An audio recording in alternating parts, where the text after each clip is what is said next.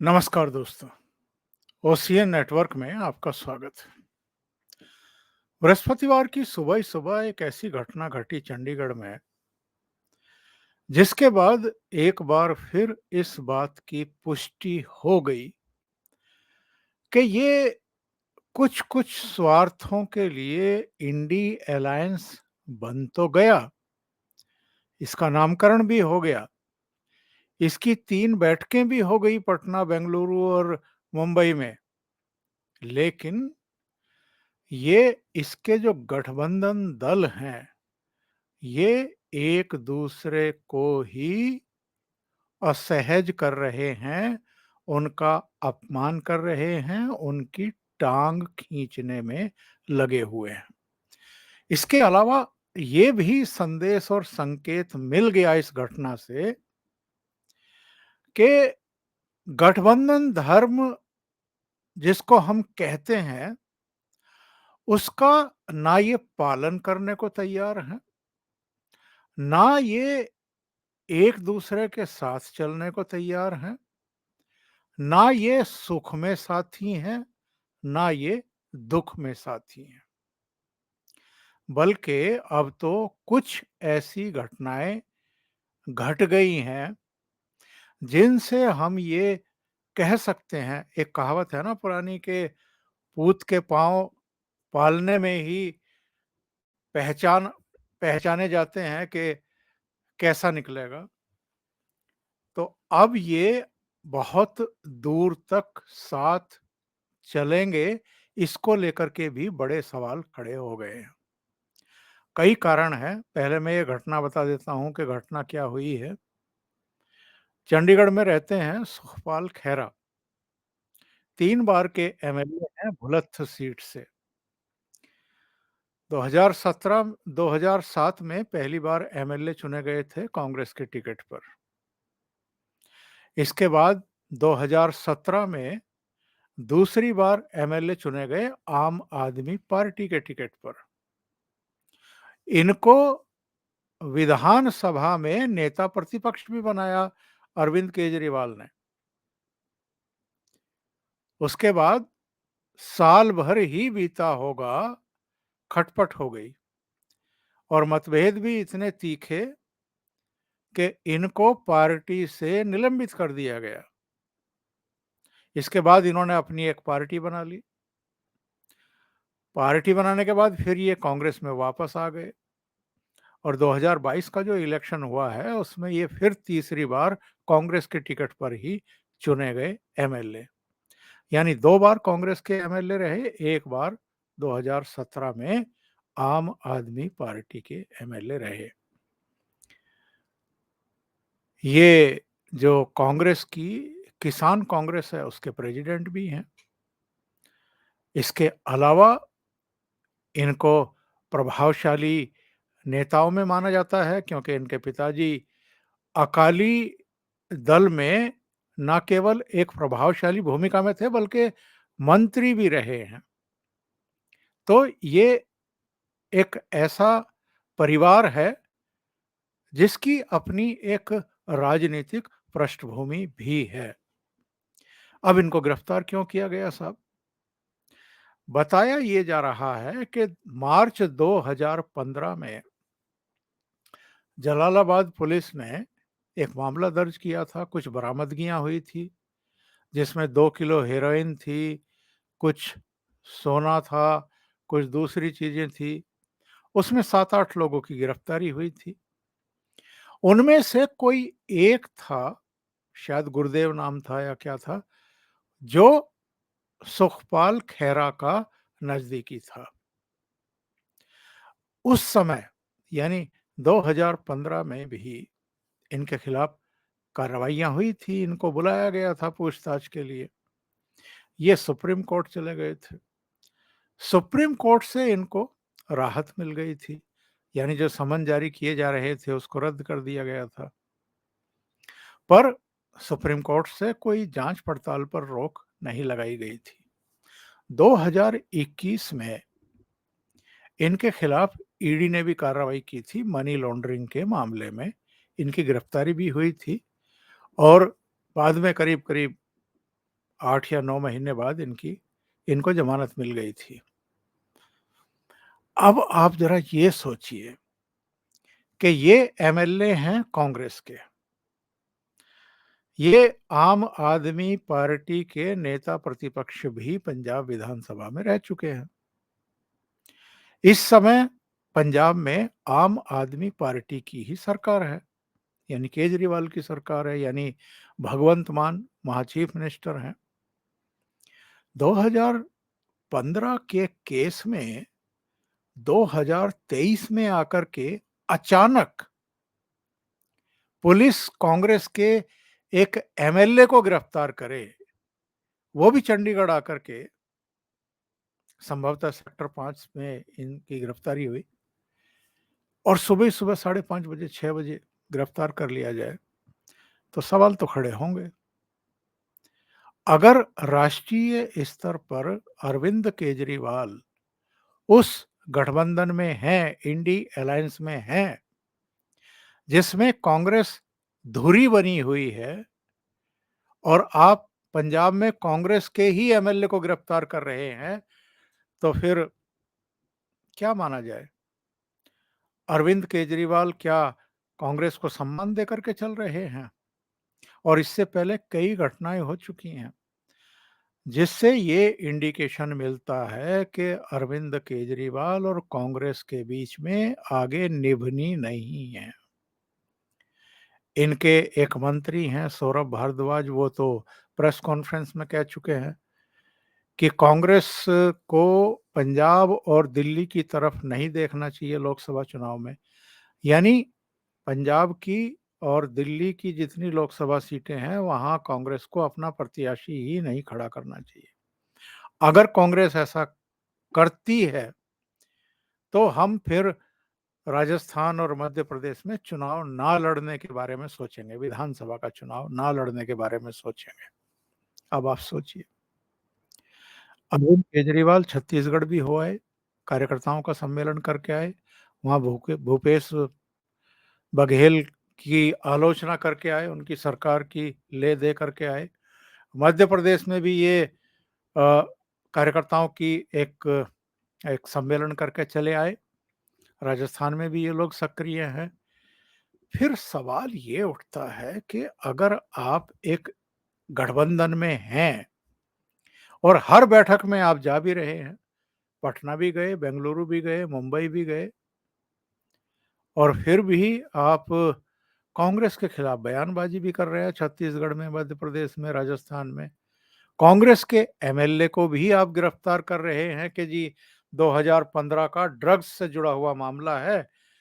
अब 8 साल बाद जो है उनको अचानक से नींद खुली और कांग्रेस का एमएलए गिरफ्तार कर लिया। तो क्यों किया? ये अपने आप में एक रहस्य है। अब जिस तरीके से अरविंद केजरीवाल पर इधर शिकंजा कसा गया है उनके शीश महल को लेकर के, सीबीआई जांच के आदेश दे दिए हैं केंद्र सरकार ने विजिलेंस डिपार्टमेंट की रिपोर्ट मिलने के बाद, जिसमें बताया गया है कि बहुत बड़ी अनियमितताएं की गई हैं, बल्कि घोटाला है एक तरीके का।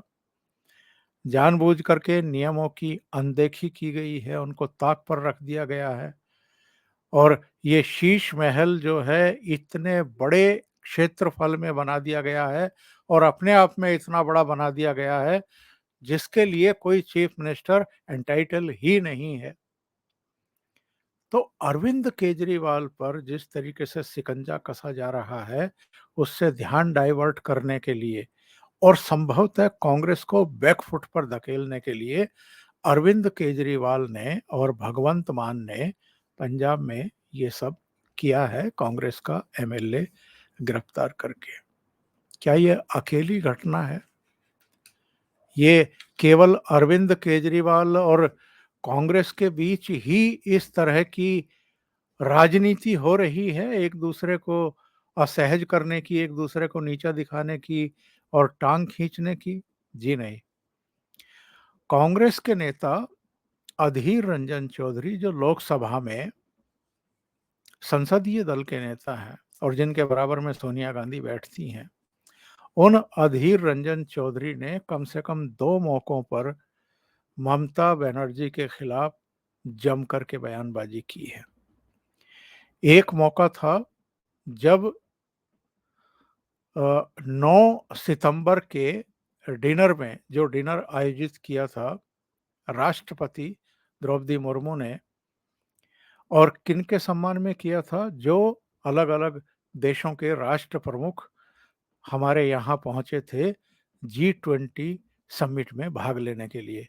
उसमें कुछ मुख्यमंत्रियों को भी, बल्कि अधिकांश मुख्यमंत्रियों को निमंत्रण पत्र भेजा गया था, केंद्रीय मंत्रियों को भी गया था, ममता बनर्जी को भी गया था, M.K. स्टालिन को गया था, हेमंत सोरेन भी दिखाई दिए थे वहाँ, इसके अलावा नीतीश कुमार भी दिखाई दिए थे। और कांग्रेस के 2 मुख्यमंत्रियों को जरूर इसलिए रोक दिया गया क्योंकि मल्लिकार्जुन खड़गे को लगा कि उनको बुलाया जाना चाहिए था, नहीं बुलाया गया।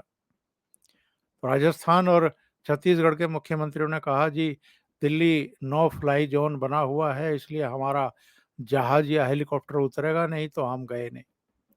लेकिन कांग्रेस का एक चीफ मिनिस्टर यानी हिमाचल के सुखविंदर सिंह सुक्खू तो वहां पहुंचे थे, तो उनको कैसे दिल्ली में एंट्री मिल गई अगर नो फ्लाई जोन एरिया वो घोषित किया गया था। तो ये बहानेबाजी थी और वो एक्सपोज हो गए। उस समय अधीर रंजन चौधरी ने ममता बनर्जी के बारे में टिप्पणियां की, नीतीश के बारे में कोई टिप्पणी नहीं की, हेमंत सोरेन के बारे में भी नहीं की, M.K. स्टालिन के बारे में भी नहीं की, अपने मुख्यमंत्री सुखविंदर सुक्खू के बारे में नहीं की, केवल ममता बनर्जी के बारे में की कि अगर वो डिनर में ना जाती तो आसमान नहीं टूट पड़ता। ममता बनर्जी के बारे में दूसरी टिप्पणी उन्होंने तब की जब वो स्पेन की यात्रा पर गई। 10 दिन का उनका स्पेन का दौरा था, जिसमें सौरव गांगुली भी उनके साथ थे, उनके कुछ मिनिस्टर वगैरह भी थे। और ये सब जानते हैं कि नवंबर में कलकत्ता में जो विदेशी निवेशकों की एक ग्लोबल समिट होती है, उसमें वो उद्यमियों को अ, निमंत्रित करने के लिए गई थी, और वहाँ पर उनका दुबई और वहाँ पर उनका कुछ पवेलियन वगैरह भी लगा हुआ था, उसमें शामिल होने के लिए गई थी। लेकिन पश्चिम बंगाल में डेंगू फैल रहा है, ये ममता बनर्जी की लापरवाही का नतीजा है, ममता बनर्जी सरकार को इसकी जिम्मेदारी लेनी ही पड़ेगी, ममता बनर्जी विदेश यात्रा पर है, 3 लाख रुपया रोजाना उनका खर्च कर रही है सरकार का। पता नहीं क्या क्या अधीर रंजन चौधरी ने उनके खिलाफ बयानबाजी की। ये सब क्यों की गई? क्या बिना सोनिया गांधी और बिना राहुल गांधी की सहमति के वो ममता बनर्जी जैसी कद्दावर नेता के खिलाफ इस तरह की बयानबाजी कर सकते हैं? बिल्कुल नहीं। ममता बनर्जी ने एक्चुअल में जब मुंबई की बैठक चल रही थी इंडी अलायंस की, तो वहां पर राहुल गांधी ने जो फाइनेंशियल टाइम्स और गार्जियन में अडानी को लेकर के जो रिपोर्ट छपी थी, उस पर एक अलग से प्रेस कॉन्फ्रेंस कर दी थी, जिसको लेकर के ममता बनर्जी काफी नाराज हुई थी कि अगर यहाँ अलायंस की बैठक है, 28 दलों की बैठक है, तो राहुल गांधी ने अलग से ये प्रेस कॉन्फ्रेंस क्यों कर ली? यानी वो अपने को ही अगवा दिखाने की कोशिश क्यों कर रहे हैं और अकेले अपने आप को ही हाईलाइट क्यों कर रहे हैं? घटनाएं तो और भी हुई हैं। एक तरफ तो राहुल गांधी अडानी के जरिए प्रधानमंत्री नरेंद्र मोदी पर टीका टिप्पणी करते हैं, अटैक करने की कोशिश करते हैं, उनकी छवि को बर्बाद करने की कोशिश करते हैं। दूसरी तरफ इनके ही दूसरे महत्वपूर्ण घटक शरद पवार अप्रैल में मुंबई में गौतम अडानी से मिले थे, 2 घंटे उनकी बैठक चली। फिर जून में इनकी मुलाकात हुई, आधा घंटा मुलाकात हुई। और अभी अहमदाबाद में गए थे शरद पवार, पुणे के एक व्यवसायी हैं, उनकी किसी कंपनी का इनॉग्रेशन करने के लिए, और गौतम अडानी भी वहां मौजूद थे, यानी दोनों ने मिलकर के फीता काटा। उसके बाद शरद पवार गौतम अडानी के घर भी गए, उनके कार्यालय भी गए।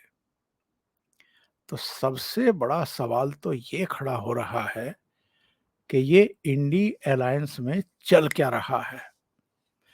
ममता बनर्जी राहुल गांधी को सुनाती हैं, अधीर रंजन चौधरी ममता बनर्जी को सुनाते हैं, राहुल गांधी गौतम अडानी का नाम लेकर के प्रधानमंत्री नरेंद्र मोदी को सुनाने की कोशिश करते हैं, बदनाम करने की कोशिश करते हैं। शरद पवार उन्हीं गौतम अडानी से जाकर के बार बार मिल रहे हैं। अरविंद केजरीवाल कांग्रेस के एमएलए को गिरफ्तार करवा रहे हैं ताकि जो शीश महल प्रकरण की, घोटाले की सीबीआई जांच के आदेश दिए गए हैं, उस चर्चा से ध्यान डाइवर्ट कराया जा सके।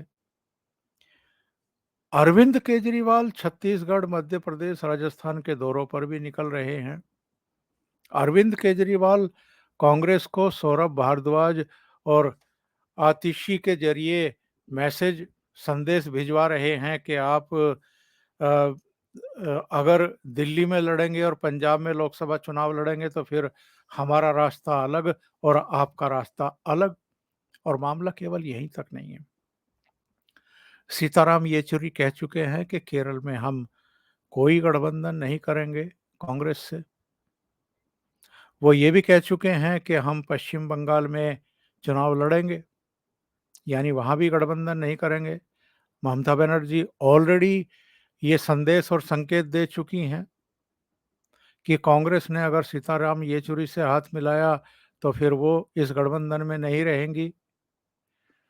उधर अखिलेश यादव भी यही कह चुके हैं कि लगभग 64 सीटों पर तो हम ही लड़ेंगे और बाकी सीटों पर भी कौन कहां से लड़ेगा ये भी हम तय करेंगे।